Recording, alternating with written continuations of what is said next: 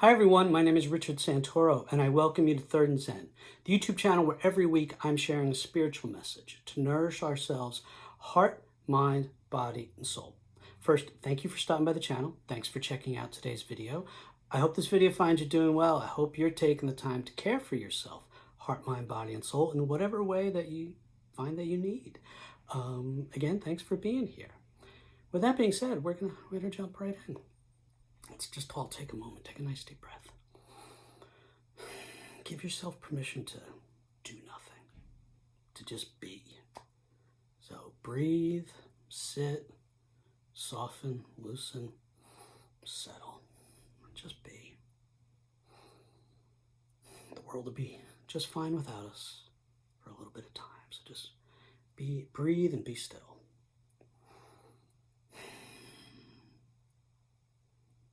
And let's get started with today's message, shall we?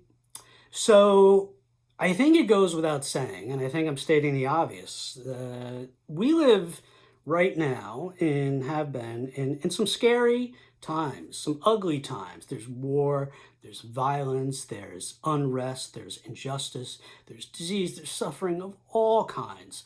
And, I know I'm stating the obvious. Yeah, I say that because I have loved ones, friends, people in general, who at times when I talk to them, they say they are plagued by the world around us. They oftentimes are alluding to, they feel like this is it, that, this is it, we're at the end, we're never coming out of this. I mean, I referenced it in a previous video, the things that are going on in the Middle East at the moment. And right now, looking at the news, there's knuckleheads in Texas, trending civil war.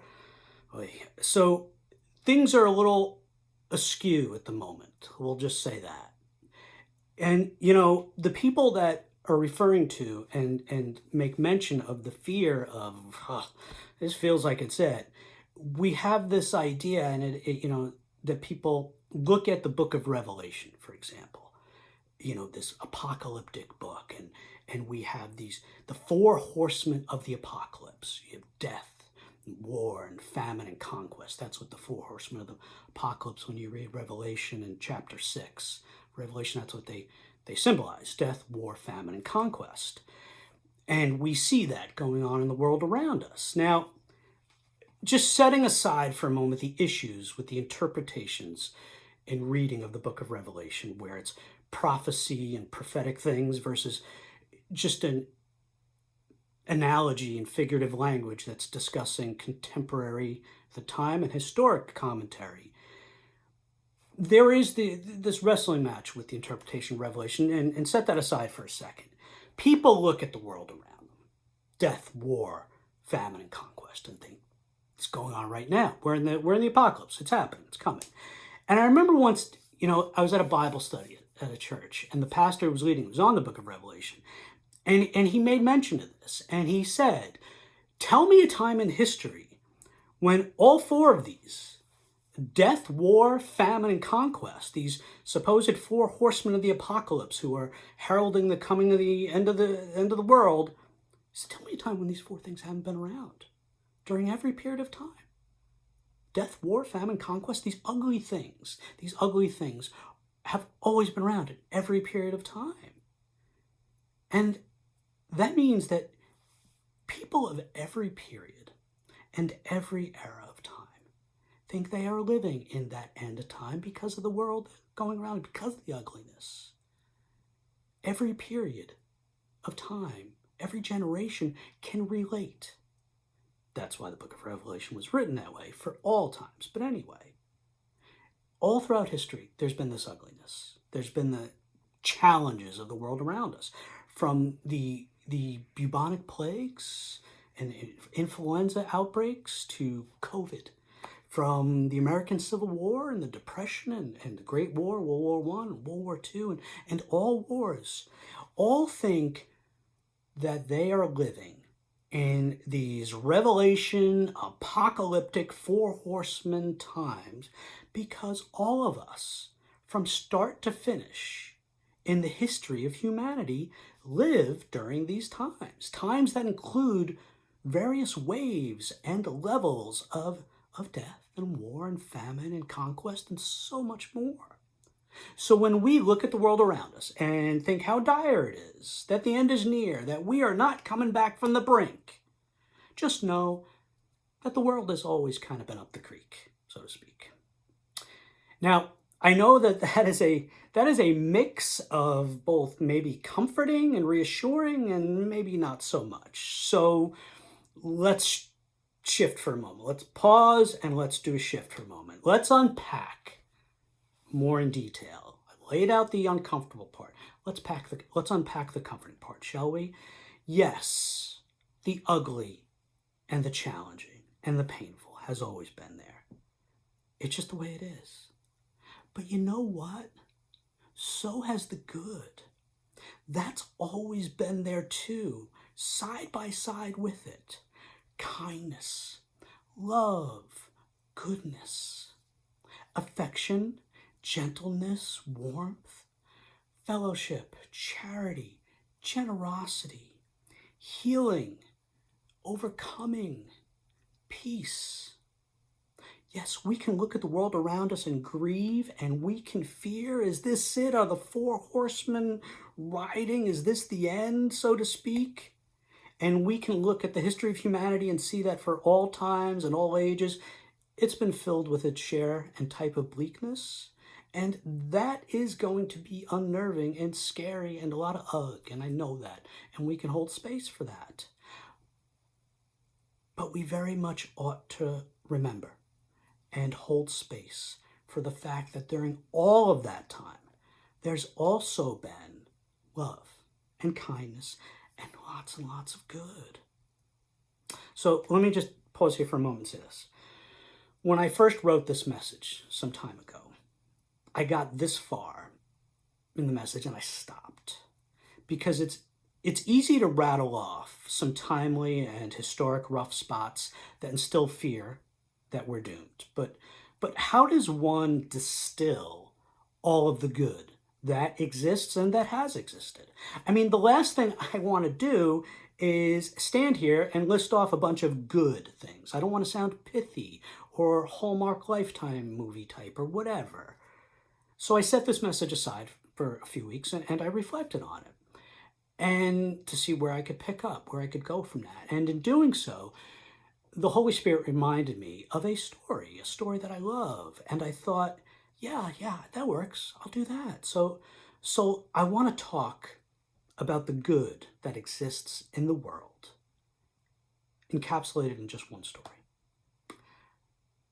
The Church of the Holy Sepulchre in Jerusalem is probably the holiest and most sacred site in all of Christendom.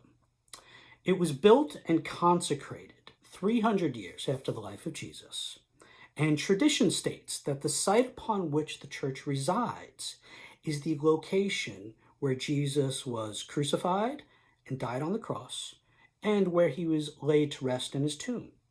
And it was the location where he was resurrected, according to tradition.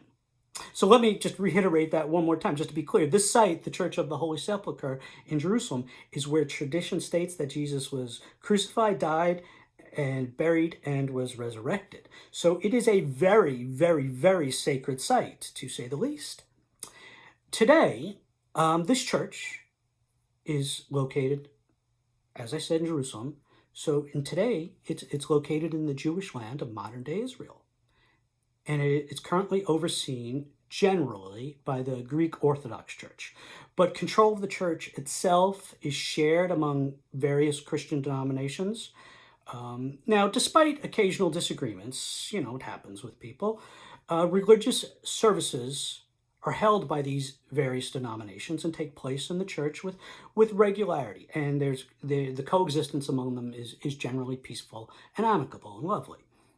But part of that peaceful coexistence includes the help of two families who hold the keys to the church and who have done so for nearly 1,000 years. These two families are known as the keyholder and the doorkeeper. The keyholder and the doorkeeper.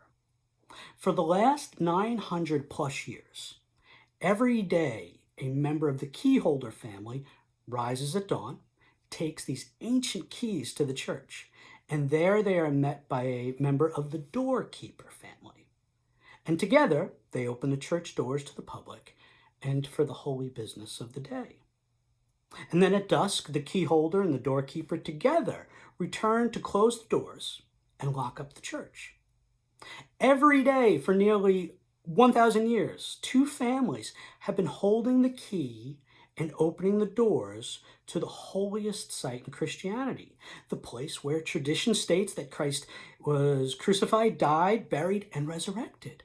This is obviously really quite an honor. And these two families certainly think so. They consider it such a glorious and wonderful gift, passing down the role of key holder and doorkeeper of Christianity's holiest church to each generation. Now, the interesting thing about this, these two families, which have cherished and held this honor as caretakers, devoted to such a holy Christian site for the last 1,000 years, these two families are both Muslim families. Yeah, the doorkeeper and the key holder of Christianity's most important, holiest, and sacred site, the daily responsibility of opening and closing Christ's church, has been seen to for the last 1,000 years by two devoted Muslim families. For the last 1,000 years, coexisting Muslims working together with Christians, and for the last 70 years within a Jewish state, a Jewish community, tending to the Church of the Holy Sepulchre. I mean, if that's not God's way of showing us the beauty of coexisting peacefully and the good that exists in the world, then I don't know what is. Clearly, God's hand is evident here, I like to think.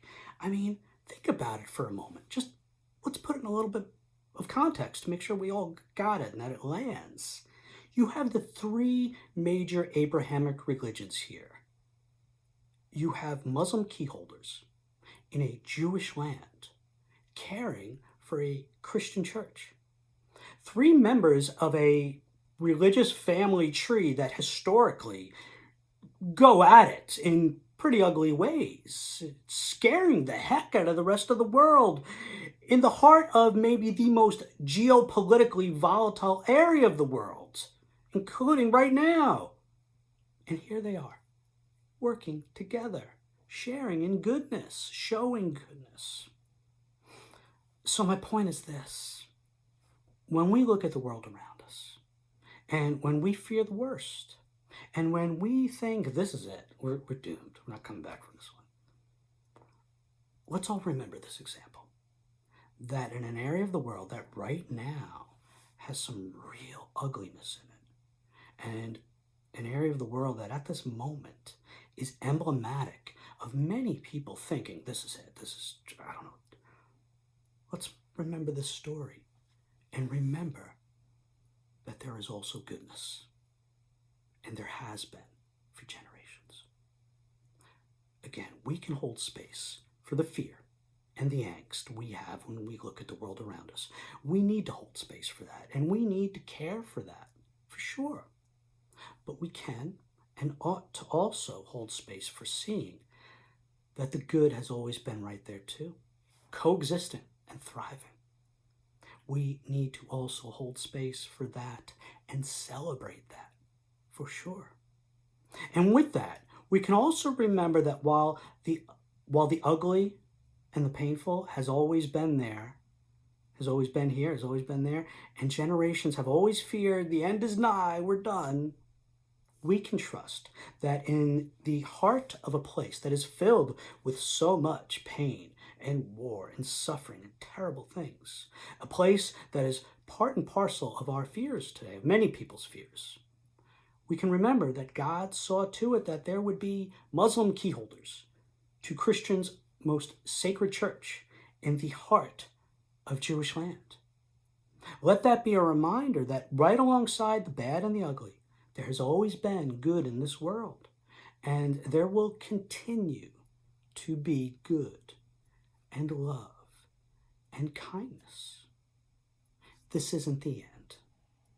Thanks be to God. Amen. Okay, my friends, again, I want to thank you for stopping by the channel. I want to thank you for being here. I hope this video, in some way, shape, or form, was fruitful for you in your spiritual journey going forward. I wish you nothing but peace going forward. I wish you love and fellowship with God as you go forward on your journey. Thanks again for being here. I love you all. Have a great day. Ciao, ciao.